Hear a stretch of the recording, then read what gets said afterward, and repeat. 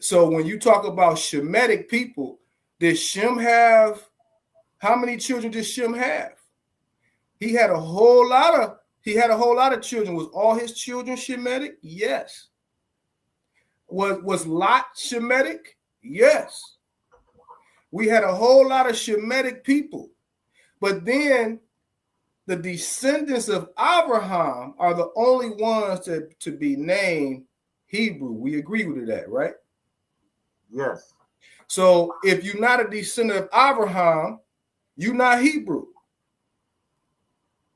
Now, show me where any Ashkenazi, any Khazarian, any of them that come out of the bloodline of Abraham physically, they can claim all they want to, but physically come out of them, none of them do.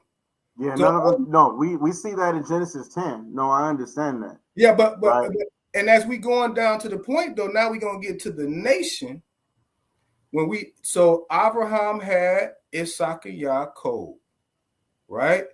The nation of Yasharallah got established through to Yaakov, right?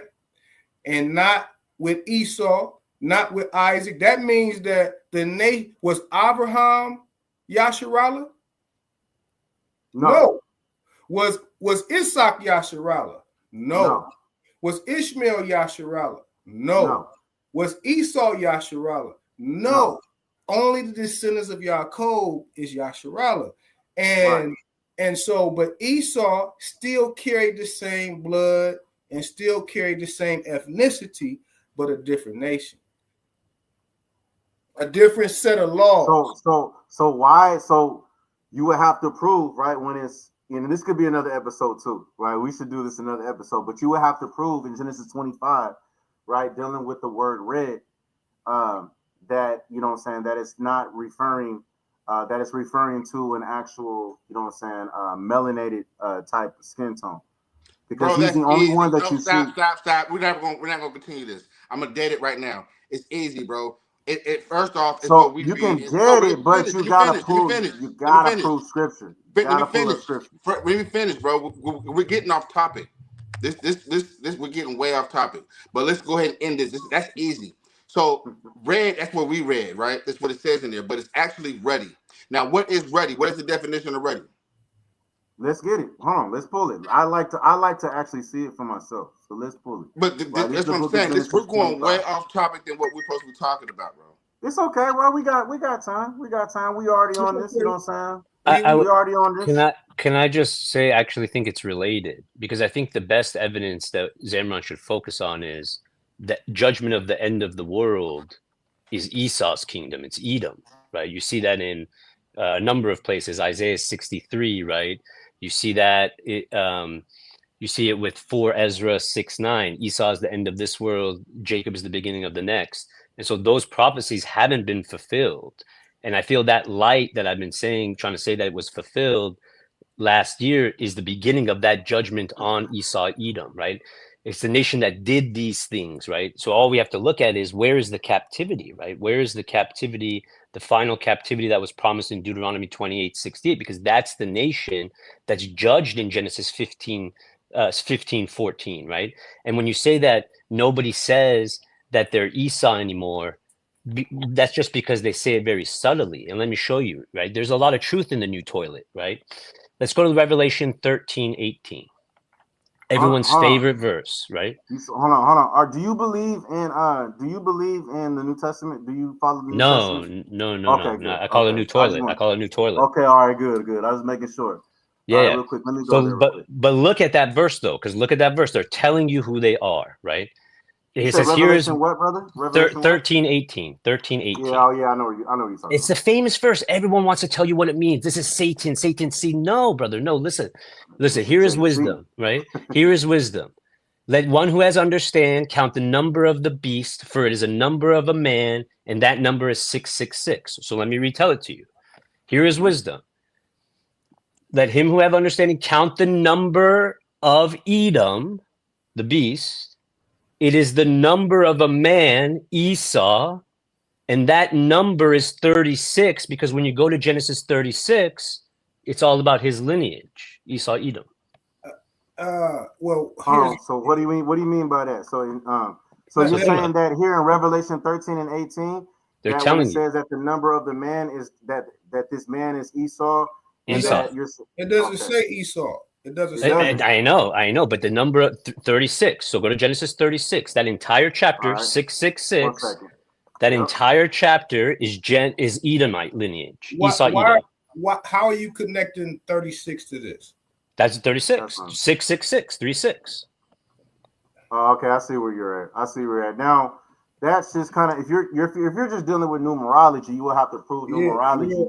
actually What do you in mean? the Torah It's and the Tanakh. Esau. Esau's the man. Edom is the beast. Edom is the nation. Here's the issue. I agree with you. Hold on, real quick. I agree with you personally, right? That you know what I'm saying. Me, I do believe that Esau is the progenitor of the Caucasian race.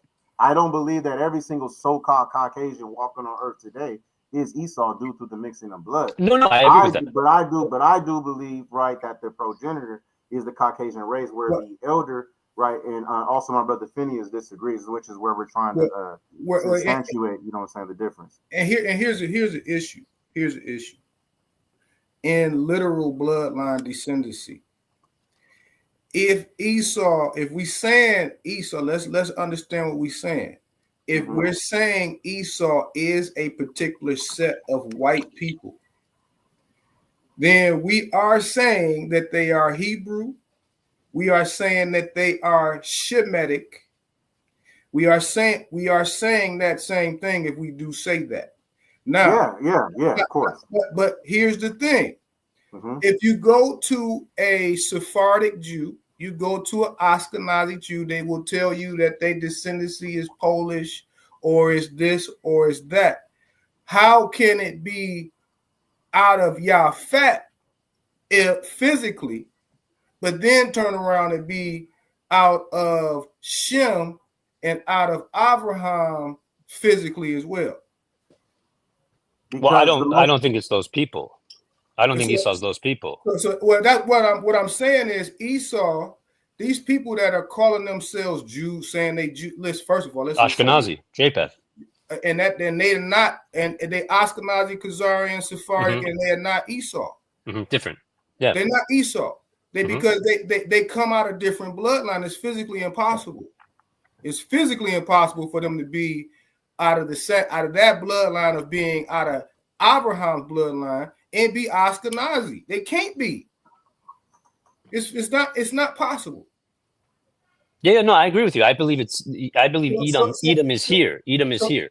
So my point is let's define some things. You just said you agree with that. So that means that the people that say that they Sephardic, they say they Ashkenazi, Khazarian, Karaite, Jews are not Edom, and they're not Edom. They're not Correct. Esau. Correct. They're not. I agree with you. But my point is that our people often label them as such, and that's incorrect. Yeah, no. I focus on the nation that does the final captivity. Right. Because think about the blessing to Esau in Genesis 27, where he says you will rebel, Esau will rebel, right, at the end, and tear the yoke of Jacob off of him, right? And then think about what the Most High says to Jacob at the end in Jeremiah 30 verse 7, right, where he tears the yoke, right? And I feel that's the final captivity. And as Brother Zamron said, that judgment of Esau, Malachi 1:4, Amos 1:11, it hasn't been fulfilled yet. It's the judgment for the 400 years that was promised to Abraham. It's the final judgment.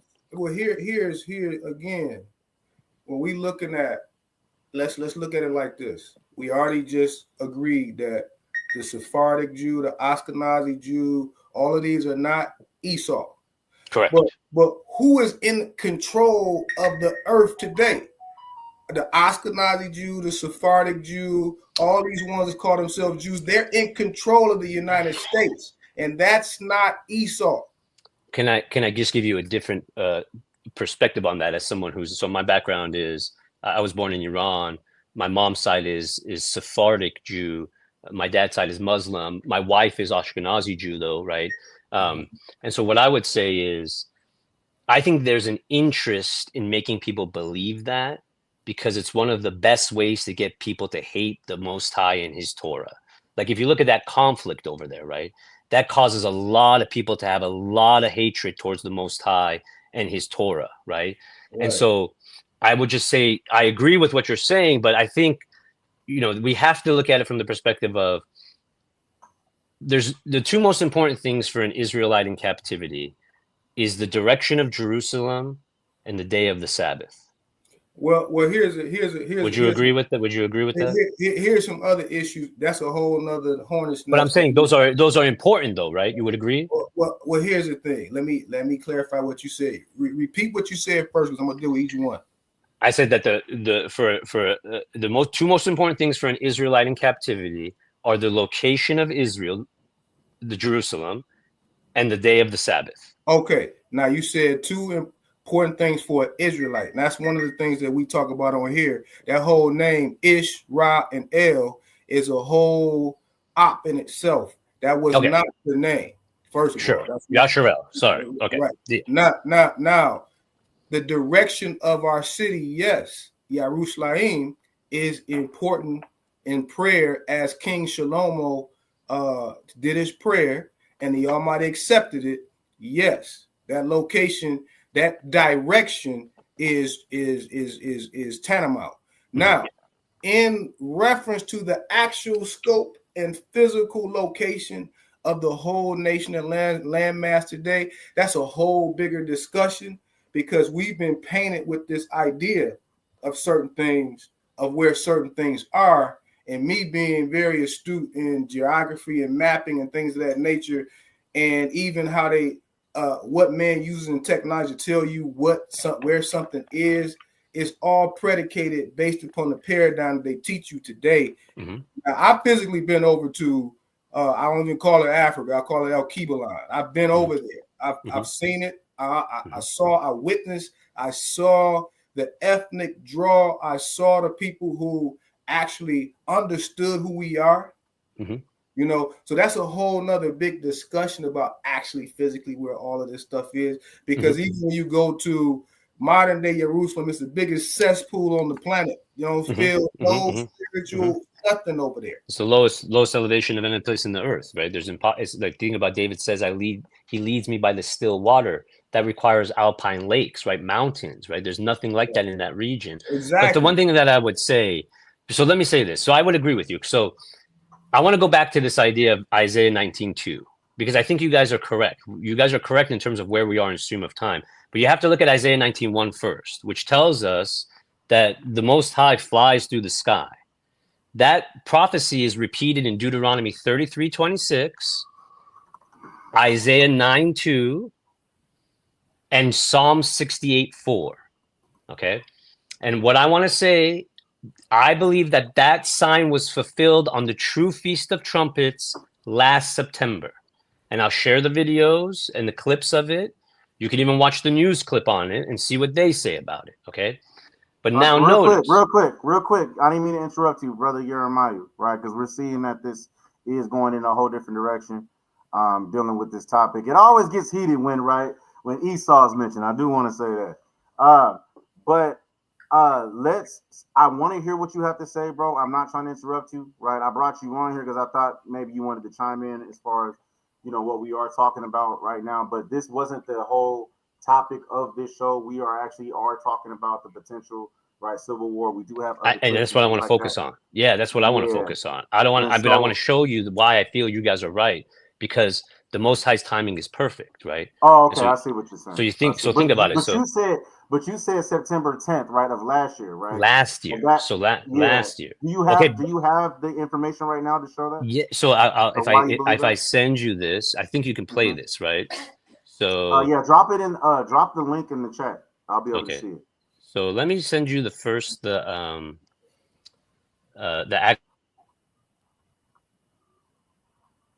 must have came off for a second as he's trying to drop it off. There he is. Sorry, guys. So So if you just actually copy, you know what I'm saying? Okay, it's in the private chat. Okay, I see it. Got it. All right, 1 second. All right, I have this. All right, I have it pulled up. Let me get through this commercial and I'll play it. All right, here we go. 1 second. All right, so let's see what you're talking about. All right, so we have this right here. Well, hold on. Maybe we can look at those verses first. So it's Isaiah 19:1, Deuteronomy 33:26, right? So Isaiah 19:1, the burden of Egypt, behold, the Most High rideth upon a swift cloud and shall come into Egypt, and the idols of Egypt shall be moved at his presence, and the heart of Egypt shall melt in the midst of it. Okay. As the brother said, Deuteronomy 28:68, right? This place is Egypt, right? Let's go to Deuteronomy 33:26. All right. This is the book of Deuteronomy, chapter 33, verse 26. There is none like unto the God of Jeshurun, who rideth upon the heaven in thy help, and in his excellency on the sky. Okay. Isaiah 9:2. Okay, so your point on this one right here is that... Right here. We're going to watch this happen right now. Okay. This video is going to show you this happen. Got you. Isaiah 19:2 or 9:2? 9:2. Okay, got you. All right, it says, the people that walked in darkness have seen a great light. They that dwell in the land of the shadow of death, upon them that hath the light shine. Okay, definitely not JC. Okay, we're going to watch it right now. And then go to Psalm 68:4. Last one. Yep, no problem. Psalm 68:4. It says, sing unto God, sing praises to his name, extol him that rideth upon the heavens by his name, Jah or Yah, and rejoice before him. All right, go ahead and play it. All right, got you. So let's check this out. Let me select it. Let me go to it. Where was I at? Right here. On the screen. And some of these videos were, this one I believe is from the Frederick area this morning. Wow. Actually, let me rewind this. Here we go.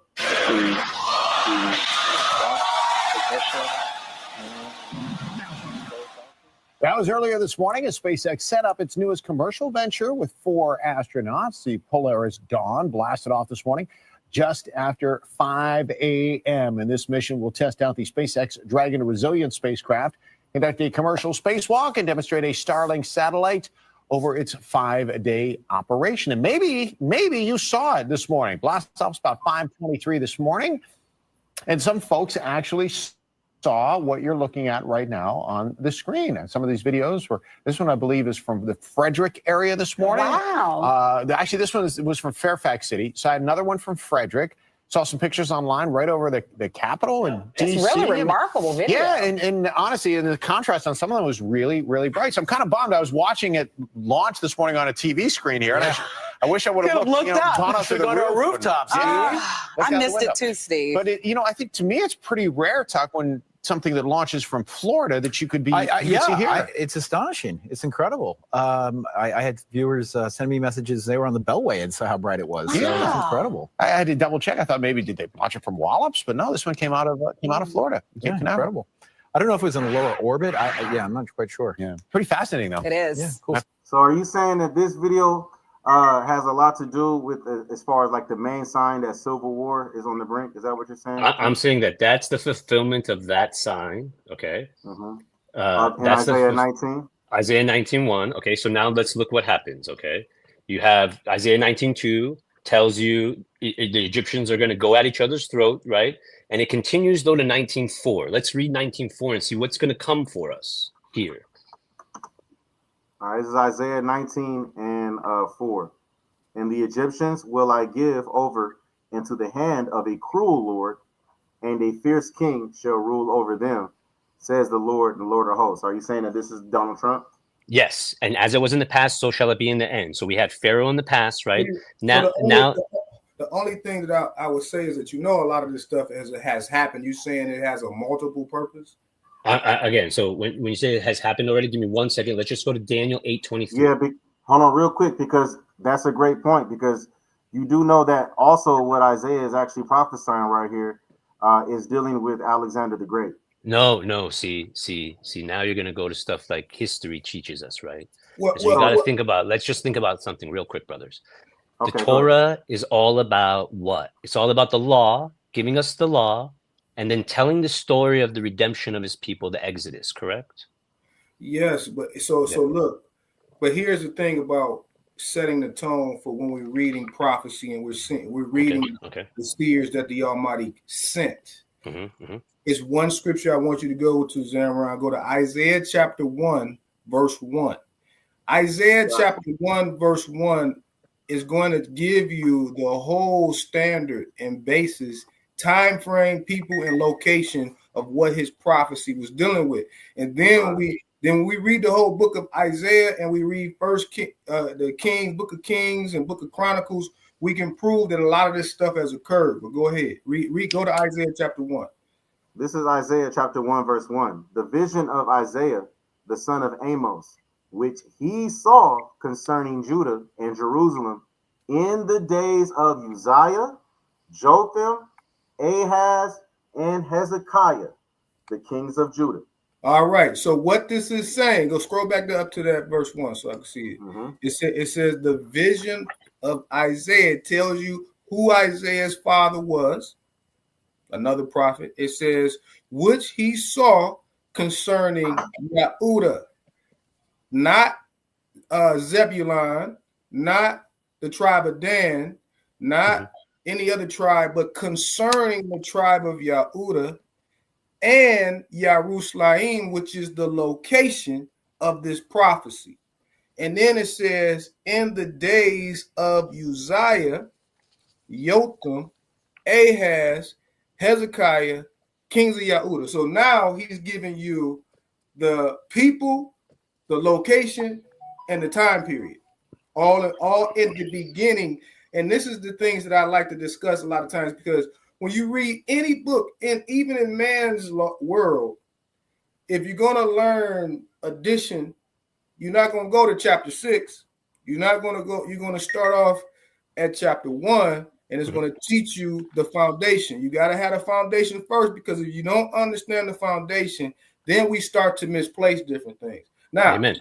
I'm not saying that all the way that there might not be some similarities to some of the things. Right. In order to give, this the truth be told, so in order to give the full disclaimer, we have to make sure that the listeners understand the foundation.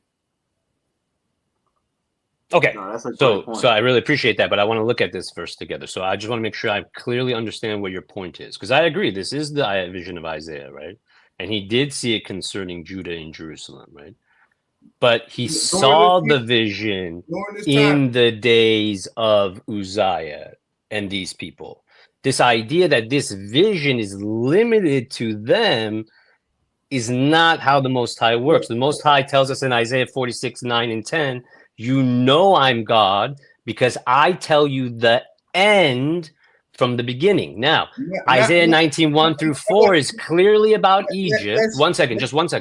Isaiah 19:4 is clearly talking about Egypt, and now you're telling me that no, it's not about Egypt, but rather it's about Alexander the Great and the Greeks. Hold on, brother. Hold on. Let me address that, Elder, real quick, brother. Real quick.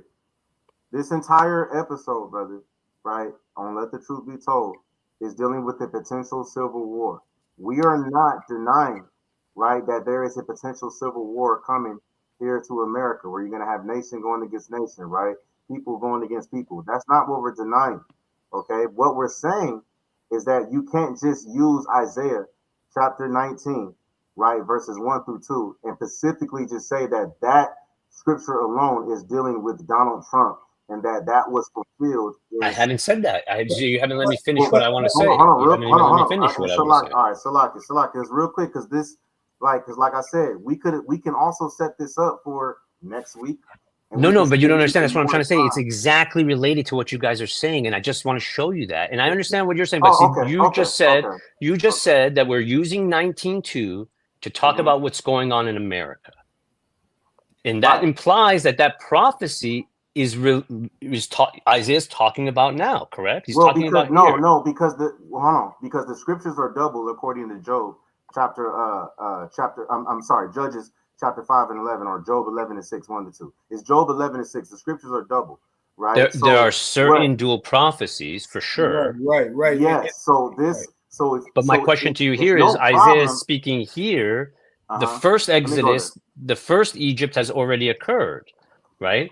And we know Deuteronomy 28:68. We have that frame of reference, right? And I just want to show you guys because, and again, I think if you let me speak, and again, I understand I'm a nobody, right? Who am I? What did the brother say at the beginning of this episode about the people that the Most High will send? And I just want to show you something. I just want to show you something, and maybe you'll see what I'm saying, right? And look, you can't ignore that light.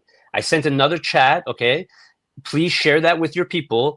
That's all the pictures and stuff that I could find about that light. Now, notice, you don't see spaceships launched out of Florida across all of the East Coast of America. Notice that even the newscast was startled. They said, it's strange for you to see that, right? And notice, where did they go? The light shined over the East Coast of America down to the Midwest, right? What does Isaiah 9:2 say? Okay, now, we know that the 400-year captivity that he promised to Abraham is here, right? You would assume that when it ends, it would be on the Feast of Trumpets, when it would be announced that it's time now, right? And you would see the fulfillment of this light, which now tells us that the nation that these things is going to be judged, right? And again, that is now going to be very similar to the first Exodus. We see that in Jeremiah 16:14, 16:15, right? We have direct references to the second Exodus, right? And now let's look at Daniel 8:23. Just real quick, brother. Let's just look at Daniel 8:23, and then I'll stop talking. Hey, I'm gonna be honest with you. I'm not trying to continue that. See what I'm saying? Nobody wants to listen. And it's funny because at the beginning of this episode, he says they'll send people, and nobody will want to listen. Nobody's trying to listen, brother. Nobody will want to listen. You haven't let me say it, brother. You've been on the show for almost 30 minutes now, brother.